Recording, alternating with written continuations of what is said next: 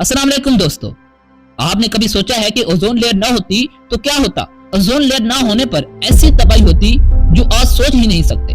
Ozone layer के ना होने पर सूरज के अल्ट्रावायलेट रेज सीधा प्लैनेट्स के डीएनए को डैमेज करेंगी, जिससे सारे पौधे मारे जाएंगे और इंसानों में स्किन कैंसर अपनी सारी हदें पार कर देगा और आंखों का कैंसर हो सकता है और जमीन पर मौजूद सारा इकोसिस्टम तबाह हो जाएगा।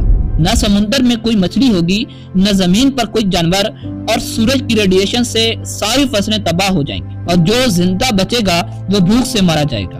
दोस्तों, अभी हम ये जानते हैं कि ओजोन है क्या चीज और ये बनती कैसे है। दोस्तों, ओजोन एक गैस है, जैसा आपने स्कूल में भी पढ़ा होगा। इसका केमिकल फार्मूला O3 है, जहां दूसरी तरफ ऑक्सीजन का फार्मूला O2 होता है। ओजोन का एक मॉलिक्यूल ऑक्सीजन के 3 एटम से बनता है। लगभग 600 मिलियन साल पहले की बात है कि धरती पर एक ओजोन लेयर का जन्म हुआ था।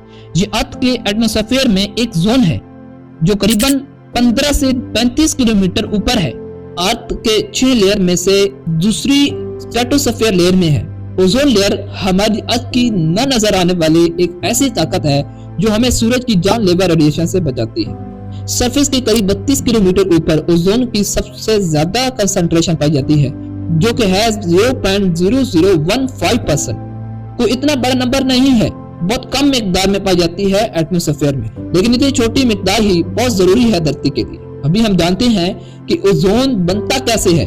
ये जानने से पहले वीडियो को लाइक, शेयर और अगर आप नए हैं हमारे YouTube चैनल पर तो सब्सक्राइब लाजमी कर दें। तो चलो शुरू करते हैं कि ओजोन बनता कैसे है।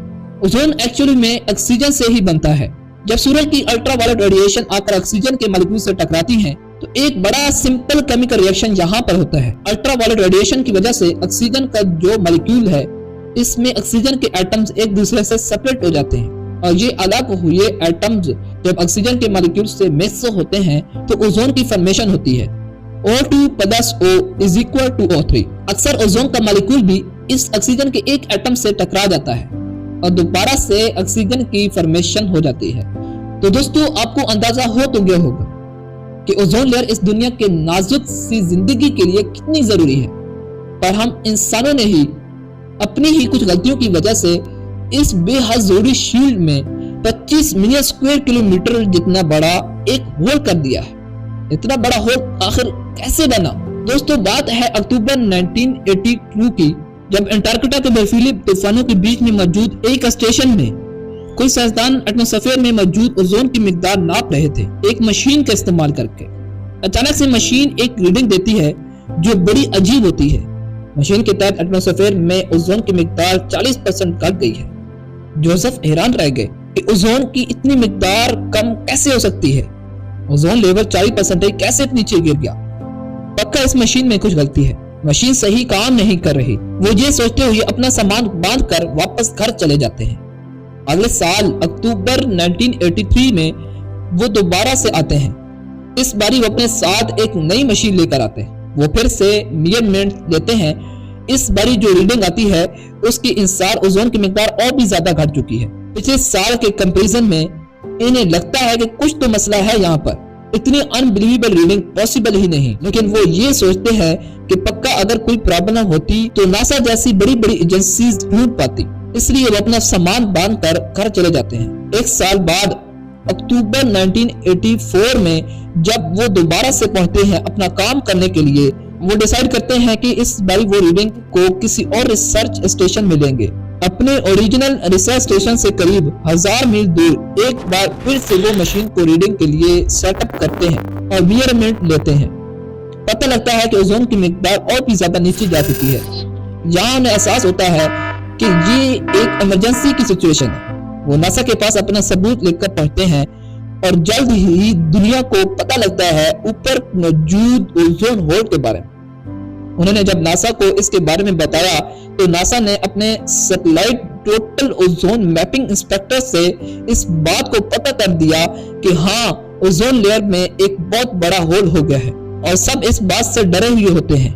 हैरानी की बात यह थी कि ये साल भर साल बहुत ही तेजी से बड़ा हो रहा था। दोस्तों, 1979 में बिल्कुल नॉर्मल, 1980 और 1981 थोड़ा सा कुछ ब्लू देखने लगा। प्रॉपर होल एक 1982 में देखने लगा।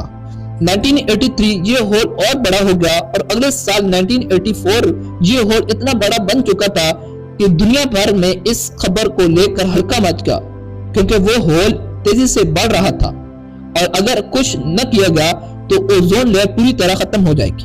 जिस रेट से ये होल बड़ा हो रहा था, इसे देखकर तो प्रेडिक्ट किया जा रहा था कि साल 2050 तक ओजोन लेयर पूरी खत्म हो जाएगी। पर ऐसा क्यों हो रहा था, ये कोई नहीं जानता। क्या इसकी वजह वोल्केनिक की तो नहीं, या फिर कोई ऐसी चीज जो हम देख नहीं सकते? इस पहेली को सुलझाने के लिए साइंटिस्ट पहुंच गए ये जानने के लिए कि आखिर इस ओजोन होल की वजह है क्या। सूजन सोलोन एक जवान लड़की जो वहां पर रिसर्च की टीम लीडर थी, उन्होंने सबके साथ मिलकर हर किस्म की मेजरमेंट की, जमीन से लेकर आसमान तक, और आखिर में रिजल्ट ये निकला कि क्लोरोफ्लोरोकार्बन ओजोन को नुकसान पहुंचा रही है। क्लोरोफ्लोरोकार्बन क्लोरीन और फ्लोरीन से बनी होती है। ये जमीन पर तो कोई नुकसान नहीं पहुंचाते, पर जैसे ही ये जमीन से 15 से 30 किलोमीटर ऊपर आसमान में पहुंचते हैं तो सूरज की वजह से इनमें से क्लोरीन अलग हो जाती है। ओजोन लेयर के मॉलिक्यूल ऑक्सीजन के 3 एटम से बने होते हैं, और जब क्लोरीन इन ओजोन मॉलिक्यूल से टकराती है तो एक ऑक्सीजन एटम को अलग कर देती है, जिससे ओजोन लेयर का मॉलिक्यूल टूट जाता है, और फिर किसी दूसरी क्लोरीन एटम से टकराने पर ऑक्सीजन एटम फिर से अलग हो जाता है, और एक ऐसा चेन रिएक्शन शुरू हो जाता है जिसमें जीत हमेशा क्लोरीन की ही होती है। इससे चेन रिएक्शन होता रहता है और ओजोन की तबाही होती रहती है। यहाँ पर सवाल ये आता है कि ये क्लोरोफ्लोरोकार्बन आखिर कहाँ से आते हैं। दोस्तों, 1920 में जब रेफ्रिजरेटर नहीं हुआ करते थे तब आइस ब्लॉक को यूज किया जाता था। लकड़ी के एक बॉक्स में आइस ब्लॉक को रख दिया जाता था, लेकिन इसमें काफी मुश्किल पेश आती थी। बर्फ पिघल जाती और उसका पानी फर्श को गीला कर देता था। हमें कोई ऐसी चीज चाहिए थी जो खाने को ठंडा तो रखे पर बर्फ की तरह पिघलती न रहे। और फिर आए मैकेनिकल रेफ्रिजरेटर्स, जिसमें अमोनिया और सल्फर डाइऑक्साइड कूलिंग के तौर पर इस्तेमाल होती थी। लेकिन इसका बड़ा फैक्टर ये था कि ये लीक होने पर इंसान मर भी सकता था और इसकी बुरी स्मेल पूरे घर में फैल जाती। लेकिन हमें एक ऐसा रेफ्रिजरेटर चाहिए था जो इन सारे साइड इफेक्ट से पाक हो, पर ऐसा केमिकल ढूंढना जो इस काबिल हो दरअसल कुदरत में था ही नहीं। कुछ सालों बाद अमेरिका के केमिस्ट थॉमस बिजली ने 1928 में आखिर एक नुकसान न देने वाली गैस बना डाली, जिसका नेम था फ्रियोन। ये गैस रेफ्रिजरेटर में यूज होती तो थी और इसका नुकसान भी नहीं था, लेकिन ये गैस जमीन पर जितना हार्मफुल दिख रही थी असल में थी नहीं। फ्रियोन गैस असल में क्लोरोफ्लोरोकार्बन है। क्लोरोफ्लोरोकार्बन का यूज अभी हर चीज में होने लगा, refrigerators, air condition, perfume, etc। दोस्तों, 1970 में यूनिवर्सिटी ऑफ कैलिफोर्निया के केमिस्ट मारियो मोलिना ने इस पर गौर किया कि ये क्लोरोफ्लोरोकार्बन कहाँ जाते थे। मारियो मोलिना ने इस पर रिसर्च की तो नतीजा ये निकला कि ये क्लोरोफ्लोरोकार्बन खरबों की तादाद में इकट्ठे होकर ऊपर जाकर ओजोन लेयर को तबाह कर रहे हैं। इन्होंने क्लोरोफ्लोरोकार्बन को इस्तेमाल न करने को कहा, जिससे इसका यूज कम कर दिया गया, लेकिन उस वक्त तक एक बड़ा होल बन गया था। कहते हैं कि ये 2060 तक भर पाएगा।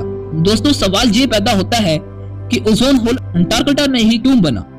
इसकी वजह ये है कि अंटार्कटिका में कुछ ऐसी खासियत है कि क्लोरोफ्लोरोकार्बन उसके ऊपर आकर सारे इकट्ठी हो जाती हैं।